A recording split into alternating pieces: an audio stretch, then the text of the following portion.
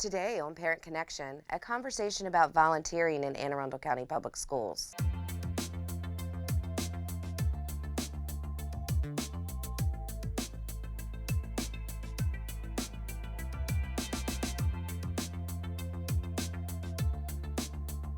Hello, and welcome to another edition of Parent Connection.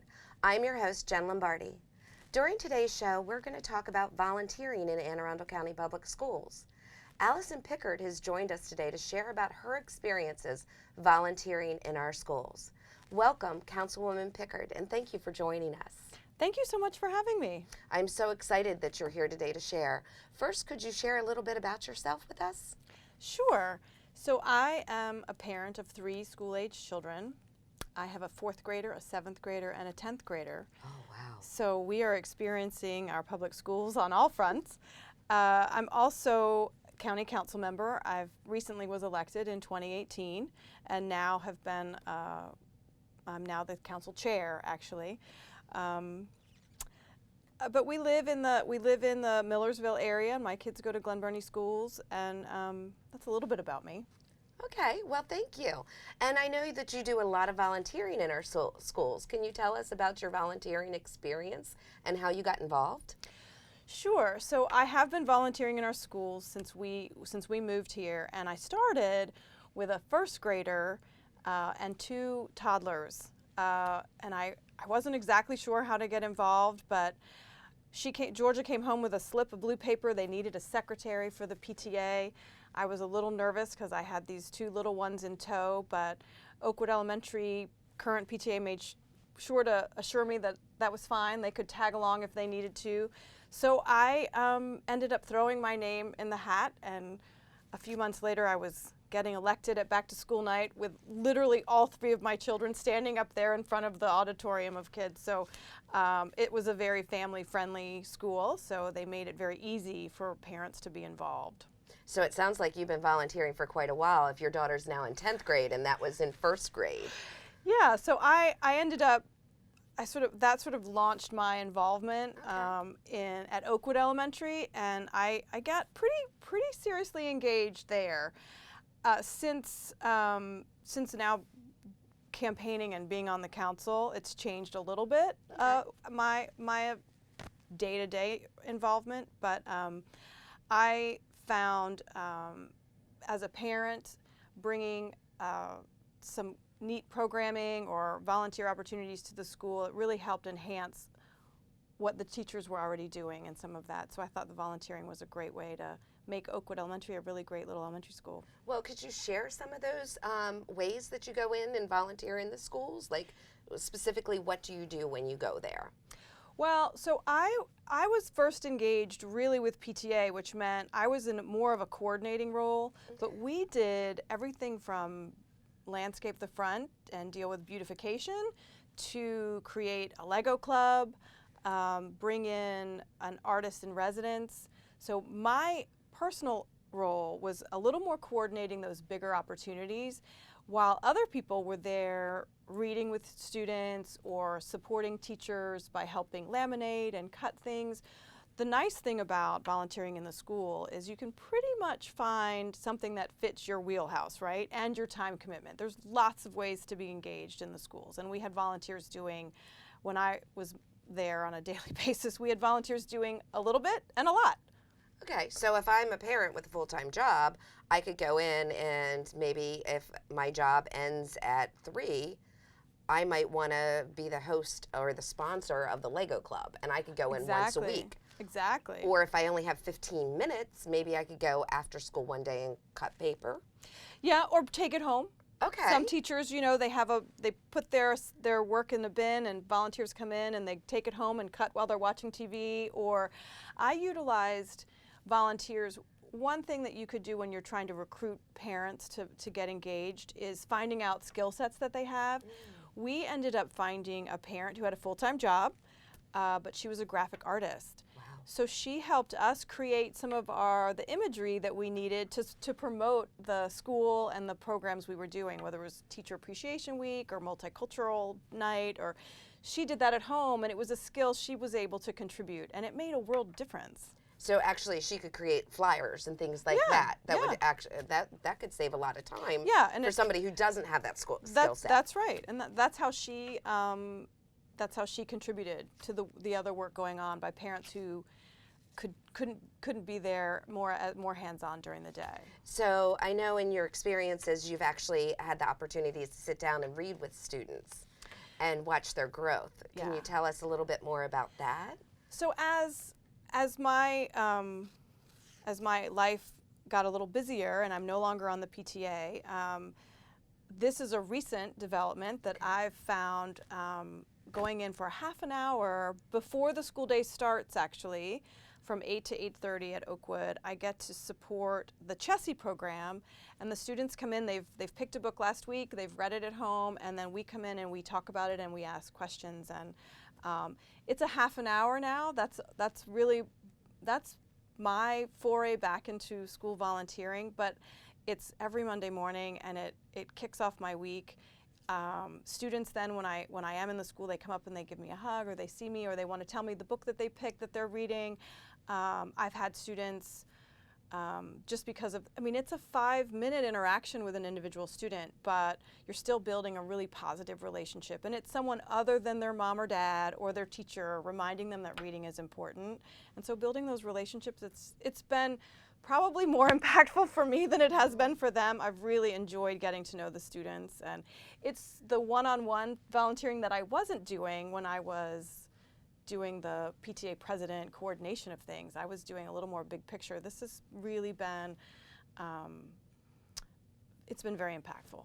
So what I'm hearing is it's impactful for the students, but also for you. It's making a difference in your life, as well as students. And we continue to say that relationships are the most important thing, having those caring relationships for kids. Most definitely. And it's a neat and tidy little half an hour. Right. That's what, you make a commitment. And if if I can't be there one morning, I just have to let the coordinator know. But I chose Monday morning because I don't usually have an early morning Monday morning. But it's a great way to start the week. And I tend to sort of talk about it on my social media so I can show folks how easy it is, but also how fun and impactful it is. So on your social media, you actually share and share information with other families on how they can get involved. Yeah. Now, how did you find out about this volunteering with the Chessie program? Was it just because you were at the right place at the right time, or? Well, I know that my kids have all gone through Oakwood, and so I know Chessie is it's really emphasized with the teachers. So as Jamie, my youngest, was talking about starting Chessie, I happened to be at school for his conference day, and the teacher, the reading specialist who coordinates it, said, "Oh, we haven't started yet because we don't have enough volunteers." So they couldn't start for almost a full month because they didn't have enough volunteers. I was like, "Well, I can do that," and that. I'm not at school like I used to be, right. And I sort of have a little bit of guilt about it because he's my youngest, and I'm not at school as much as I was with his siblings. So it's also a nice way to support my youngest. So you just happened to be in the right place at the right time. I know that some schools during back to school night, they ask for, would you be interested in volunteering in our school? And here are some of the opportunities. Yeah, and that's a great way. I know from being in the PTA, there's some of those ways to recruit volunteers can be you send something home in the backpack, but sometimes parents need that one-on-one connection. And then you're like, oh, I could do that. Right. Whereas you're looking at forms and everyone's busy and you just see a piece of paper, and even if you see it 3 times, it doesn't necessarily move you to act. Right, and a lot of times those papers come home in the beginning of the school year, and I know as a parent of 2, I get tons of papers. So it can easily, you don't have the person there to ask the questions about, well, what exactly does this entail? Right. Before you say, yeah, I can do this. I can do this.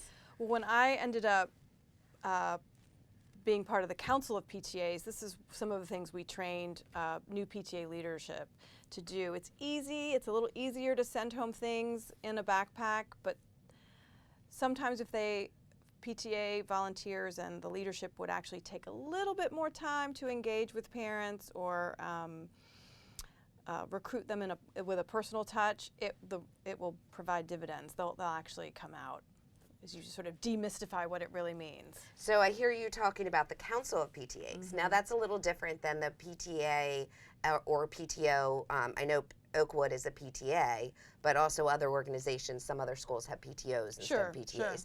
Sure. The Council of PTAs is Anne Arundel County Council of PTAs, sure. PTAs. Do you want to share a little bit more about that so our audience understands exactly what that is? Yeah, the Council of PTAs supports the work of PTAs across the county, and they're there as a resource, a training source. They offer grants sometimes, but they're there to help PTAs get started. They're there if PTAs run into trouble, but help them navigate some of the rules and regulations. There's always, sometimes people think PTA is harder than it is. It's pretty mapped out. But we also have this group called the Council of PTAs, and there's a whole board and leadership, and they're there to help support individual schools with the work of forming and sustaining your PTA. That's what that is. And they're always looking for more volunteers and more membership at the county level too. Oh, definitely. So we can, not only could you get involved with the PTAs or PTOs at your school level, but if you're interested in working at a more county level, especially like you have students at an elementary level, middle, and high. Yep. So, I mean, you might not want to pick one of the three schools. Maybe you want to do the county level, so That's people correct. could do that. Sure, that's a great idea. Now, while we're on the subject of PTAs, I know that you were president at one point of Oakwood's PTA, and during that time, you received the award for Volunteer of the Year. That's very prestigious. So I just wanted to have you share about what you did in order to earn that award. So that was a huge honor and a huge surprise. It was sort of funny that morning when that happened. But I think I was awarded because of the partnerships that I helped to create. And we really, during the time I was president, we built many, many relationships with outside small businesses and the Arts Council, and we were able to utilize grant dollars and do some pretty cool, we built a garden at Oakwood. Oakwood has 3 tile mosaics that we helped get grants for artists in residence to come and do that with 3rd, 4th, and 5th graders. We even created a partnership with the PVA students, the Performing Visual Arts students, that is still going on. High school theater students come in and help Oakwood put on a drama club in the spring. Oh, wow. We really wanted to do, one of my last endeavors when I was more heavily involved in PTA, we really wanted to put on a play. But none of us really felt secure with our abilities to make that happen. So I reached out to the PVA and found out that they were actually, it was the stars aligned on this one, but they were looking for a school for their theater students to come learn about teaching drama and teaching theater. And we put on Treasure Island that spring, and it was really cool.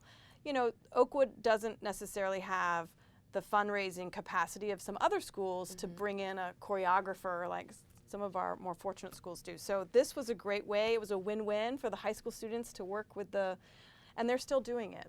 They've changed it a little bit over the last couple years, but those high school students are still coming to Oakwood in the spring and giving that experience to our students. It's pretty cool. That sounds amazing. So I think that's one of the things that caught the eye of the committee that made those decisions was the work that I coordinated with building partnerships and relationships to enhance our schools. And those partnerships and relationships really benefited the school, the students of the school firsthand. So with the mosaics, did the students actually construct the mosaics themselves? Oh, wow. They're amazing. So they were able to bring in, if you have a broken bowl or a broken mug, a chip and a plate, you could bring it bring it with you, and the artist comes in and you design it. The artist would work, I think it happens in about a week or 2, no more than 2 weeks, but they design with the students, and then they actually create the mosaic. And there are 3 now at Oakwood. There's one on the very front of the building, there's one inside the building, and there's one out when you're going out to the playground. And that must mean a lot to the students to actually see a piece of themselves within that mosaic. The way those programs work are always amazing to me. I was able to be in the room when they would do the circle time and they would talk and about what they wanted to design. It was powerful to watch the students create something and learn from each other, and it was pretty neat. That happened. The students got a little more art time in those 2 weeks, but typically the 3rd, 4th, and 5th graders learned about color and placement, and they used materials, and it was pretty awesome. Well, it sounds like a lot of those projects also are self-sustaining. If the theater project is still going on well after you have left that role of PTA president, Yeah, so that's got to feel really good It too. is. It is. It does. So I know where that award, the Volunteer of the Year award, is delivered is the Volunteer Tea. So I don't know if our audience knows much about the Volunteer Tea. So what's the purpose of the Volunteer Tea? So AACPS does a pretty cool job with acknowledging the work of volunteers, and that tea, from my understanding, has grown from maybe 80 people in its original heyday to now there's probably 800 parent volunteers that join in on that tea, and each school invites their cadre of volunteers, and they come, and then different programs and different volunteer groups are acknowledged, and the school system really does a good job. I think it's in May, highlighting not just the bigger, larger programs, but the individual hours. So there's a program, and people are recognized that they've given 100 hours or 25 hours, and the years of service, and the room. It's a pretty inspiring event, and to watch the. Then they highlight different programs and different partnerships, and it's pretty neat. So actually being at the tea, what are some of the things you got out of it besides feeling grateful for being recognized? I mean, did you learn about what other schools are doing? Oh, most definitely. I still go to the tea, and I love to see, I can go in all kinds of capacities now, as an elected official, Right. supporting volunteerism, as a parent. But to see what other schools are doing and how they've been successful, or what groups, community groups that are partnering in those schools, how you could share that around a little bit, because there's no need to recreate the wheel. No, and There's good programs. And a lot of schools could copy other ideas Most that definitely. other schools are doing. Most definitely. So that's a valuable experience, not only to feel and see the volume of people that give back to the classrooms and our students, but also to get ideas. Definitely. So what has been your favorite job volunteering? If you had to pick one, what do you think your favorite thing to do has been within the schools? There's so many. I really enjoyed working with the principal and the teachers and the parents and the students to build our garden. The raised beds that we were able to create were a lasting legacy for Oakwood to teach children how to grow things in the ground. And I'll never forget a student coming up to me with this. I have a student coming up to me with this bunch of radishes. I don't know that she even knew what a radish was, but she's like, our radishes are, she had this bunch of radishes in her hand. Look, they're ready to eat, blah, blah, blah, blah. It was pretty neat, because not everybody has a garden in their backyard. Right. So those were some simple, it was pretty fun to watch things grow and see them starting with seeds in their classroom and then taking them out. There's a butterfly garden, and that has been really fun to watch the kids explore that. And it's not an easy, it's not easy to sustain a garden project over time. So there's always challenges with that, but it was pretty, I worked really hard on it. So it sounds like the function of the garden had multi-purposes. Besides teaching the children, also it sounds the butterfly, so you have flowers and different plants, but then you also have produce. I mean, Right. And I'm sure, did the students ever get to taste any of the produce, or what happened to the produce once? Well, the funny thing about school gardens is when you're growing vegetables, The growing season tends to be in the summer, but we did have students all summer long. We have crews that would come out and sustain that garden. They would take the tomatoes home, learning about what you can grow in the winter and what has a short germination life and all that sort of stuff was important. Right. But they did. They got to see how peppers grow. Like, it's amazing. It was funny, for probably a few years ago, I'd never seen celery coming out of the ground. You never think of what that looks like coming out of the ground. Right. So they get to see what peppers grow on a bush or peppers grow on tomatoes, what it all looks like. So it was pretty educational, because we see food what's in the grocery store, right? We don't know what it looks like. And whether it's a root or whether it's a fruit. Right. Right. Interesting. Right.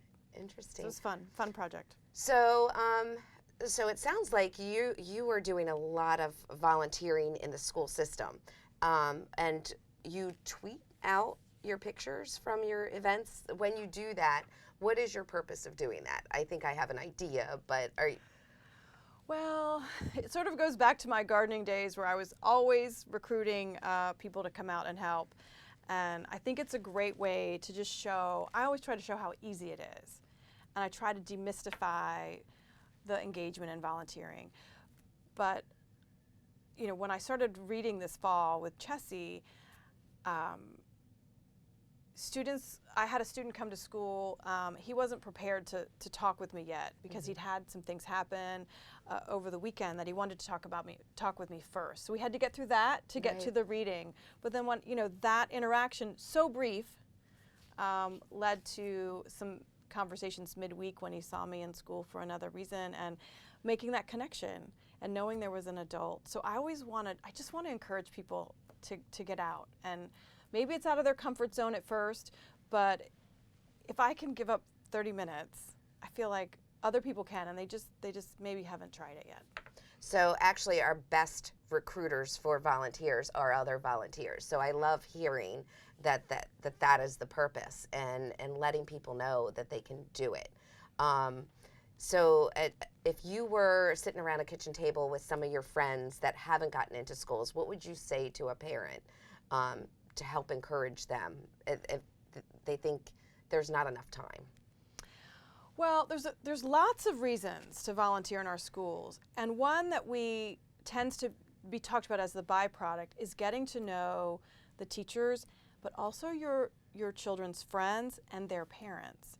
Sometimes we don't make those connections, but when you're in the school and like, my son comes home and talks about different kids in his class. Well, if I'm not there, I don't really know who they are. But when I can, it's a way to stay connected. And in this day and age, we need to know who our kids are hanging out with, and getting to know the families. And there's so much we have in common, right? And how are you doing with that Common Core math? And, we can now, I know enough folks in my children's class that we can text each other, hey, he forgot his homework, can you send me a picture? But it's about building that support system around each other to help us all as busy parents. But if we don't ever get to our school, we don't get to make those relationships. Oh, that sounds that like actually such benefit us. Right. Like Great when advice. When your kid forgot their homework on the weekend, well, I know Louise's mom, and whatever. I can just reach out. Did your kid bring their homework home? Can you help me? Or take a picture and send it to me so I can print it out. But it's really important that we, as parents, make sure that we're part of the team educating our kids. Right. So if your child, maybe if I'm a parent and my child really doesn't want me going in and being in his or her classroom, I could go in and be in another student's classroom and still make those same connections, even though... Oh, sure. Like Chessie I chose 4th grade because my son is in 4th grade.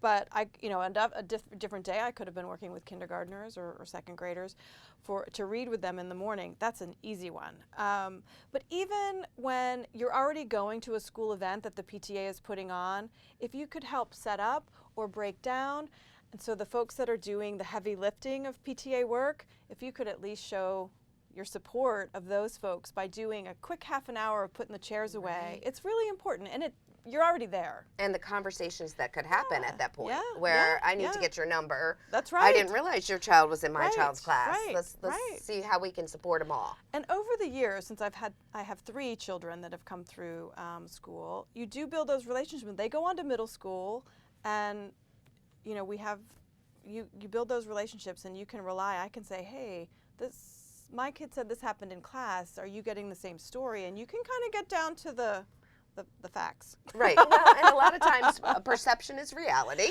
Right. And their perceptions might differ a little bit, but getting more information is always good. Right. Now, what about volunteering at the middle or high schools? Have you So middle and high school it tends to be different. There's less interaction within the classroom because it's just a different setting. Right. But there's still events to put on. There's still Corcoran does an amazing trunk or treat. I got to do that this year, which was super fun. Can you give us what is a trunk or treat? Because some people might not know what trunk or treat is. I didn't really either until I did it. But you take your car, you open up your trunk, you decorate it for Halloween, and then they actually supplied the candy. And then it was a community event, not just for the Corcoran Middle School students, but anybody in the community could come through. And the kids came through in their costumes. It was a safe way to trick or treat. And if some people have neighborhoods that don't do as much trick-or-treating, but there were probably, I don't know, that the Corcoran PTA and the PTAs over there do amazing work. But we probably had 50 cars or more, and it was a big line on the school campus, and the kids came through, they took candy, and it was really fun. Oh, that's and awesome. Everyone decorated their car differently. I mean, it was a really fun night on a little bit ahead of Halloween, but a great community event. And again, I got to meet lots of people, because at middle school, you're like, oh, you're so-and-so's mom. Oh, the boys are getting along really well. Da, da, da. And you also probably got to see relationships of students that were out and about visiting the different trunks. That's right. It was really fun. Okay. Well, with only 2 minutes left, I want to ask one more question. I know that you were previously an Anne Arundel County Public Schools Board of Education member. Can you share a little bit more about that experience with us and what you took away from that? Sure. Being on the board was a huge honor and privilege. I really enjoyed my time. Being on a public board a public body like that is not always easy, but I learned a lot. I like to tell this story in that it sort of was an elevation of my service in the school. But being on the board, I thought when I would know what we were voting on or debating, I would have it all figured out until I listened to my colleagues. I was like, oh. So I quickly learned that with 9 people on the school board debating an issue, how important it was not to get too set in my view, because the 8 other folks had a different perspective to share, and it was very, very enlightening, and it was really interesting. It was a moment of personal growth, but also a great way to serve the community. And I loved being able to bring the parent and the volunteer and the school experience to the board. Wow. Well, I really think with that's enlightening for me, because I attend the board meetings, and I actually watch the dynamics. So that's interesting to hear from your perspective about walking in and thinking, well, I think I know how I feel about this issue, but then once you hear 8 other points of view, it really makes you look at something differently, and how much we can learn from people that think differently than ourselves. Right, and have had different experiences that you can't possibly. I know elected officials like to think they know everything sometimes, but I know I don't. Right. We don't just get elected and then we have all the answers. Well, Allison, I want to thank you so much for your commitment to our students in Anne Arundel County Public Schools and our county as a councilwoman. And thank you for being here with us today. We really appreciate it. Thanks for having me. It was a lot of fun. Good. Thank you for joining us for another edition of Parent Connection. See you next time.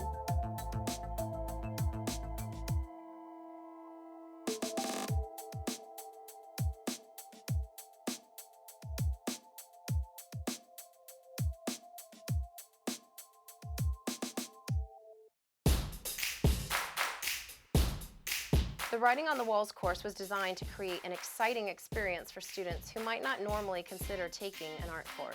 We examine modern artists in a modern material, and we encourage students to find their voice and tell their story through their work. Writing on the Walls is such a fun class. It's a fun way to approach art. This was the first time I realized I might have some artistic ability. You can have fun and don't have to be a super serious artist to enjoy the class. It's really fast-paced and exciting. I love how our murals turned out. I was surprised how much fun I had and how I was just really able to express myself through the art. Find your voice. Tell your story. Sign up for this course today. Storytelling. Writing on the walls.